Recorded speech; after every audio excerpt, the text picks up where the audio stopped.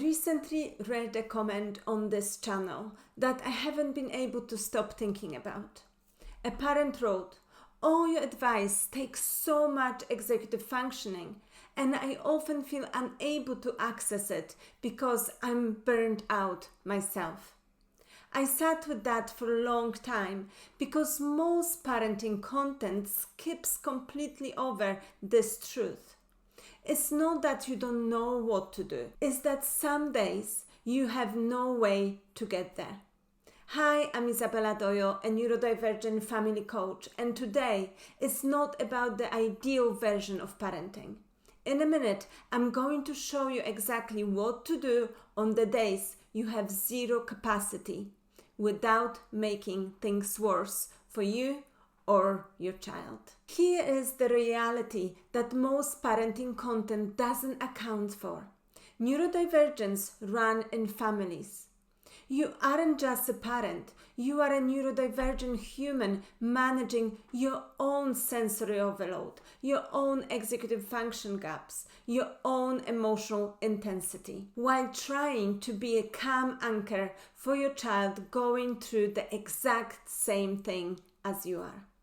That phrase, "your calm becomes their calm," is true. It is also brutal advice when your own nervous system is already on fire. If it feels like you are being asked to run a marathon on a broken leg, it's because you are. And today, we stop pretending that wall doesn't exist. We talked about what you actually do when you are on the wrong side of the advice. Before I show you the tools, I need you to hear this, because this is where most parents push too far and things escalate. You need to allow a low demand parent day. We lower demands for our kids when they are overwhelmed. We match their current capacity, not their potential capacity. We stop asking them to perform beyond what their nervous system can hold. I want you to apply that exact same logic to yourself. When you hit the wall, you shift into a reduced operating system, like your phone going into a low battery mode. It doesn't stop working, it stops running the optional processes so it can protect the essential ones. So I want you to apply the save and fed rule. On a burnout days, the bar is on the floor, and that is by design. Everyone is safe, everyone has eaten. That's it. That is the whole job for today. If dinner is cereal and the kids are on the screen for 4 hours so you don't explode, that is a successful day. Full stop. And this is your permission slip to do just that. Here's what nobody talks about. The gap between what you are doing and what you think you should be doing is its own drain. It causes executive functions to feel guilty about not having executive functions. It's a tax on bank account that's already overdrawn. Closing that gap is giving yourself permission to be exactly where you are today. It's a form of regulation. It is not giving up. It's a triage, and triage is a skill. Let's make this real practical for you. First, you need to look at your sensory overload. If you are a sensory sensitive parent, your child's meltdown isn't just loud. It is an electrical surge directly to your nervous system. The pitch, the intensity, the unpredictability, your body is responding to all of this at the same time. And you cannot co-regulate when you are being electrocuted yourself. So here are your emergency tools. Not for your child, but for you. Tool number 1, clinical noise management.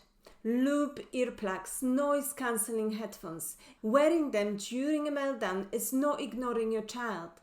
It is lowering your sensory input to a level you can stay present instead of snapping. Tool number 2, the bathroom reset. Excusing yourself for 2 minutes when you are about to tip over is not avoidance, it's medicine.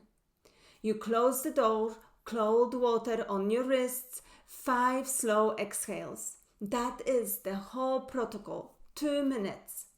A regulated parent who walked away for 2 minutes is infinitely better than a reactive parent who stayed and ruptured the relationship.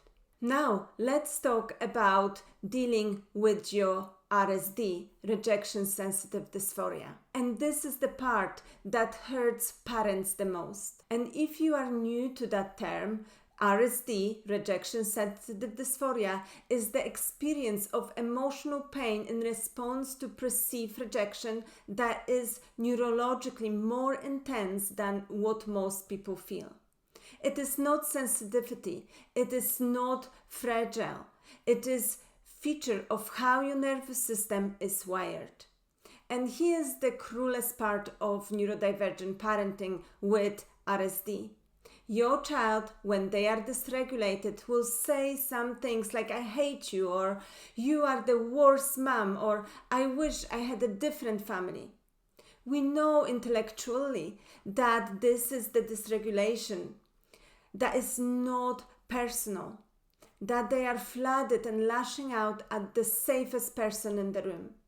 And it still lands like a physical blow to the chest. For a parent with RSD, those words sting. For a parent with RSD, those words can trigger a shame spiral, a shutdown, or a reactive anger response. And then the guilt about that response becomes its own weight you carry for the rest of the day. You are not too sensitive. Your nervous system processes rejection at a higher intensity. That is neurological. And you are allowed to protect your heart while your child is learning to manage theirs. And here is your script for those moments. I can hear that you are frustrated about this. My brain is a bit tired right now, so I can't find a solution yet. Let's watch something together and try again after dinner. And when everything feels like too much, we don't have to solve this right now. Let's just be near each other for a bit. Let's have a hug. Near each other, not solving, not processing, just present. And it's enough. And here is what success really looks like on a burnout day. It's not growth, it's not a breakthrough conversation, it's not the perfectly executed repair. Success on a burnout day is connection. It is staying in a relationship when everything in you wanted to check out. It is the cereal dinner and the bathroom rest and the script you use instead of the words you would have regretted. The days you barely held it together, those are not the days you failed your child. Those are the days you show them something they will carry for the rest of their lives. That humans have limits, that limits can be named without shame, and that the relationship survives them.